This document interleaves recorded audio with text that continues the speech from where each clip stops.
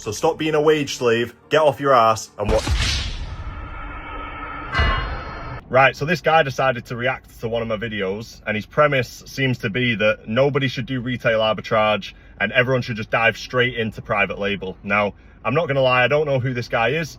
I assume he does make good money doing private label, but to recommend private label to newcomers who have no experience with Amazon or e-commerce is the biggest red flag I've ever seen. Not only is private label probably the hardest way to source products, it's also got the highest barrier to entry and it's the most risky. If someone's starting out and they've only got a couple of grand, they could spend that on a private label product, pay for advertising, and literally burn through their whole stack without seeing a single penny in return. And another thing that's pissing me off recently, not just from this guy, but I see a lot of people in the Amazon community bickering about my sourcing method's better than yours, OA's better than RA, private label's better than OA, wholesale's the best. And it's like, bro, this is not a fucking RPG game where you have to pick your class at the start and you have to be like a warrior or a mage for the whole fucking game.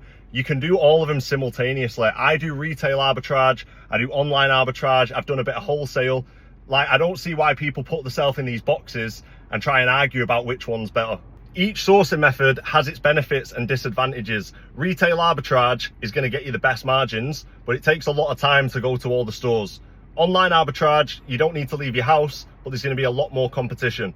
Private label, it's going to be less competition, but you're going to have to put up a lot of money up front and you're going to have to take more risk. And then wholesale, that's going to allow you to buy a lot of units at once, but you actually have to go out there, meet with wholesalers and build these connections. Even if you've got a pumping wholesale business and you're making loads of money, if a product like those Brita filters drop in Tesco again, where people are making thousands of pounds in a couple of days, you'd be stupid to not go out and grab them. It literally makes no sense. Don't put yourself in a box where you think, I can only do online, I can only do retail. You can literally do all of them at the same time. So I have no idea why all these creators are arguing and going back and forth about whose is the best when you can do them all at the same time.